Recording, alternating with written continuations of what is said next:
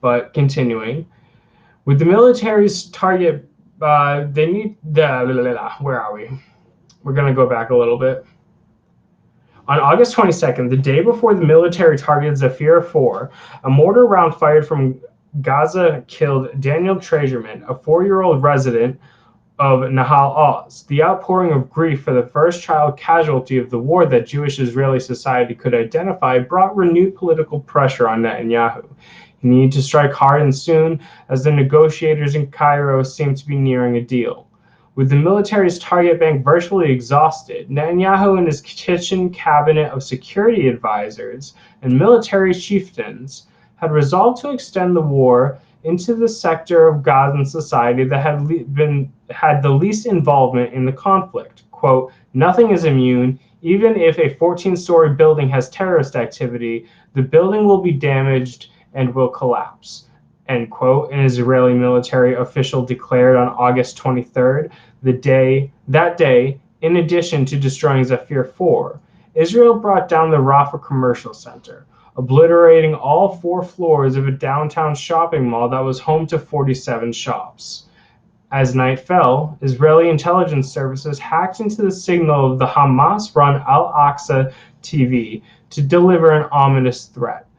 White Arabic script appeared against a black and yellow Star of David, the logo of the Israeli military. The lengthy message concluded, quote, for your own safety, prevent the terrorist groups from using your facilities for their purposes, and move away immediately from the places where the terror groups are active. People of Gaza, the war is not over yet. You are warned. End quote.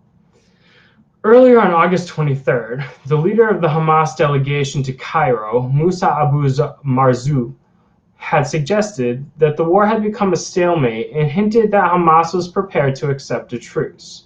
A few days later, on August 25th, Islamic Jihad officials in Cairo told reporters that they were ready to sign a ceasefire agreement, but even with the war's end on the immediate horizon, the Israeli Air Force bombed the passenger terminal at the Rafah crossing, the only way out of Gaza for most of its residents. Then, it homed in on another of Gaza's landmark towers. In the early hours of the morning that same day, an Israeli drone hovered over the Italian compound in Gaza City's Ramal neighborhood, while residents came pouring out of a 16-story apartment tower following a flurry of ominous phone calls from the Israeli military. Built by an Italian company, the tall green and white tower was a local landmark, housing more than 50 families who formed the spine of Gaza's educated middle class. At the tower's base was a block-long row of cafes and restaurants. As the Italian tower residents watched from the street in their night clothes, F-16s swooped in for a pre-dawn attack, blasting the walls of the tower with a series of missile strikes. The jets failed to bring the well-constructed tower to the ground, leaving it a ravaged pillar chewed to its core by shrapnel and high explosives, a monument to the final stage of malevolence. Days later, after I re-entered Gaza, Dan Cohen and I met Hatem Yahya al-Barawi in an empty lot in front of the Italian compound. Barawi was a 38-year-old lawyer who had fled his neighborhood in East Gaza City of Al-Tufa after Easter in the eastern Gaza City neighborhood of Al-Tufa. After Israeli shelling destroyed most of the buildings on his block, he and his family had taken up residence in the Italian compound less than a week before it was struck by the F-16s.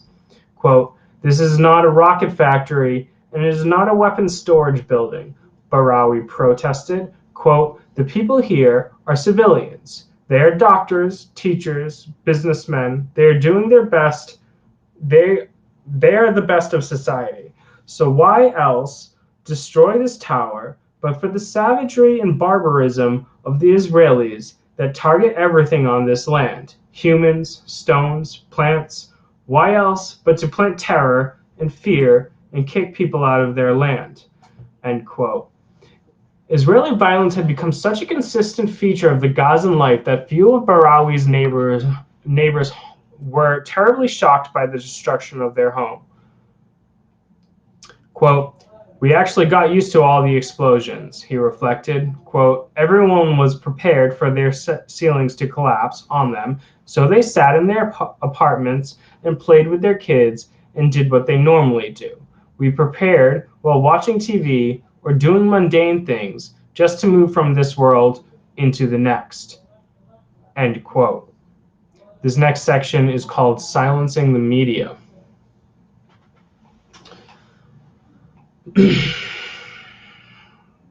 3 hours after decimating the homes of 70 families in the Italian compound and blasting cafes and commercial shops at the building's base to ruin, the Israeli Air Force moved on to another civilian target in the area.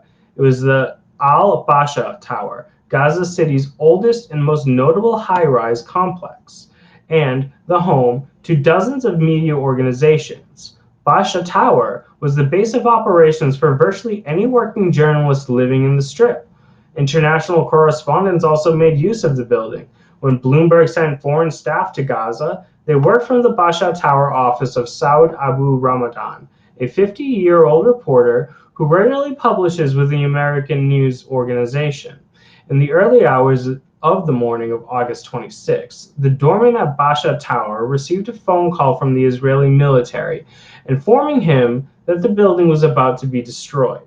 When the doorman demanded proof he wasn't being pranked, the caller addressed him by name. 5 minutes later, a drone fired a warning rocket into the side of the building, provoking media staff to rush out through the door and through the front door and into the street with into this. Sorry, I lost my spot. Oh man.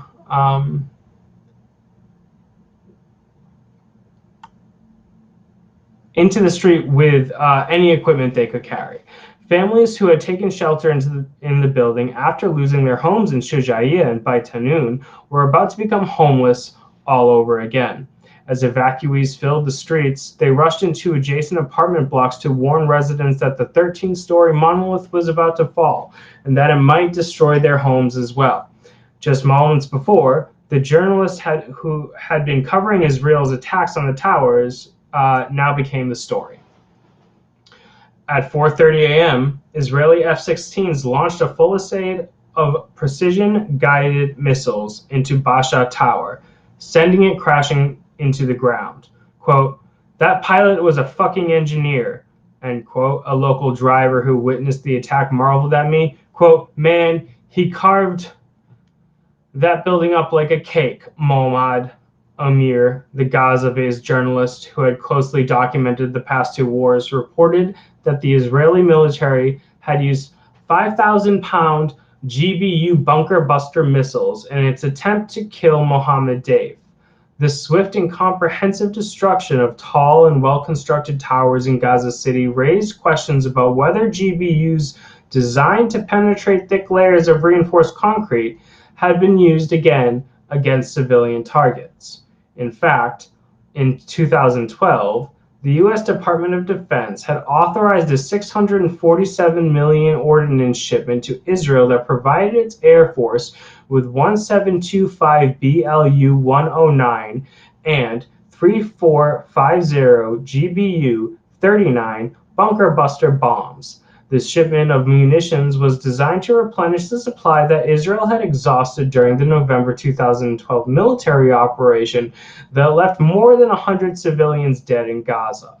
Before a U.S. sale of GBU missiles to Israel in November of 2009, diplomats from both countries privately concluded that, quote, "the transfer should be handled quietly to avoid any allegations that the USG is helping Israel prepare for striking against Iran," end quote.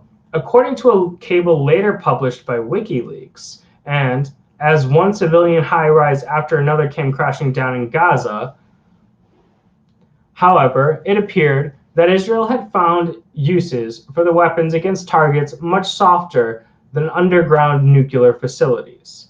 Outside the rubble of Basha Tower, next to a tent that functioned as his makeshift office, I met Basel Kanene, a youthful news anchor for a local radio station called Voice of the People.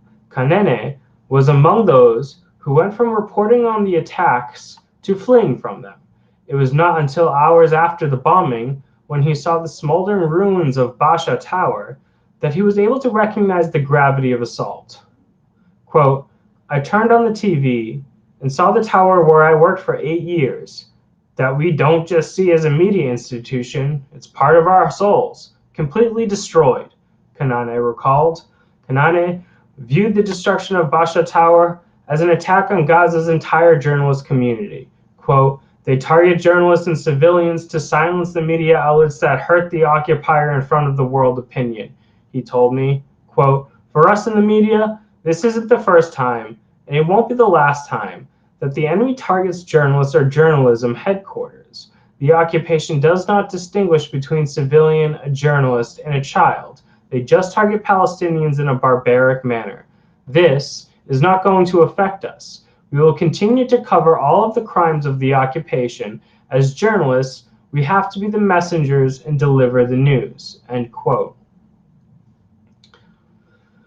Aside from Netanyahu's demagogic references to, quote, terror towers in a meeting with the regional council heads from the south, the Israeli government offered little justification for bringing the residential apartment blocks and commercial centers down.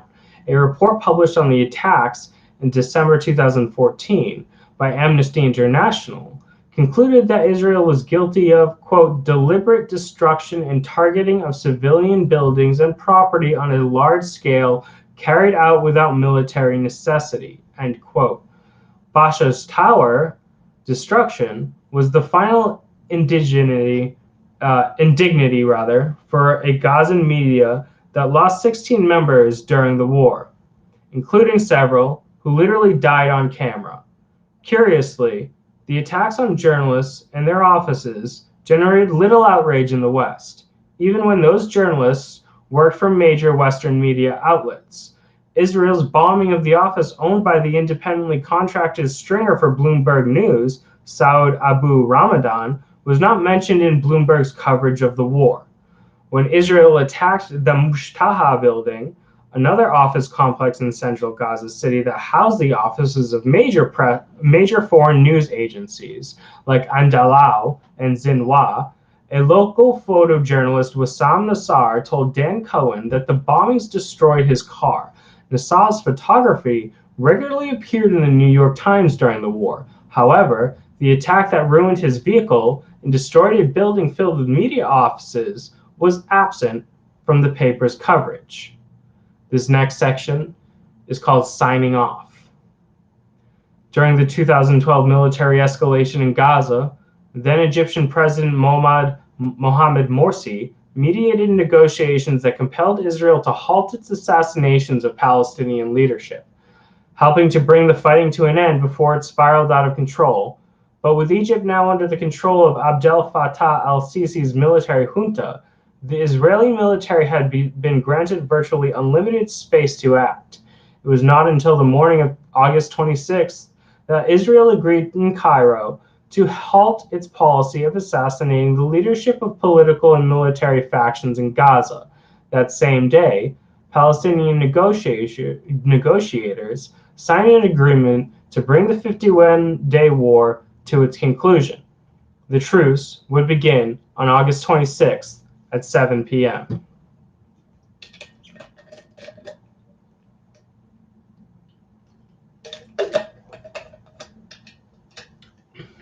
I forgot to title my Instagram stream. I wonder if I can just whatever. Signing off. During the 2012 military escalation in Gaza, then Egyptian President Mohamed Morsi, I already read that. Okay, continuing. The truce as it was detailed by negotiators on all sides appeared to contain few concrete provisions for improvements to the conditions of life in Gaza. Negotiations on major demands like the rebuilding of Gaza's airport and the construction of a seaport were left for a later date, leaving many Palestinians to wonder if Hamas had agreed to the hollow peace that Egypt, the Palestinian Authority, and the U.S. had demanded it accept at the beginning of the war. Among the only concessions to Gaza's civilian population was an expansion of the fishing zone from 3 miles to 6 miles from Gaza's shore. How the new terms would be enforced if Israel's navy decided to abrogate them, as it had consistently done in the past, was left unexplained. The deal also contained vague language about increasing traffic through the perpetually sealed Rafah crossing, but there was little indication that the ferociously anti-Hamas Egyptian regime would honor such concessions. From Jerusalem, Netanyahu boasted to a wary public that Hamas had, quote, agreed to the same Egyptian ceasefire proposal that we were ready to accept directly at the onset of the war, without time constraints and without any conditions that they set. They got to this point the hard way. They kept testing us, and every time we struck them, but the last time, given this accumulation of blows, they were persuaded, end quote. As the truce deadline approached, the fighting intensified. On the afternoon of August 26th, while Israel struck mostly civilian targets in Gaza, Al-Qassam Brigade fighters launched more mortar attacks on the mostly empty Israeli communities on Gaza's periphery, where Israel's military remained amassed. Unlike rockets, the mortar rounds were impervious to Israel's Iron Drone system and rarely triggered warning sirens. 2 Israeli civilians were killed and 5 wounded by a mortar attack on one of the southern kibbutzim, compounding the anger of the southern Israeli community council heads who had spent the day raging at Netanyahu for signing what they called a, quote, surrender to terrorism, end quote. In the minutes leading up to the 7 p.m. ceasefire, Gazans poured from their homes and filled the streets of the cities across the battered strip, if not to commemorate a decisive military victory, then to celebrate their survival of the 51 days of violence that left no one unscathed. That was chapter 13. So we're going to restart these streams real quick so we can separate these to make them easily viewable.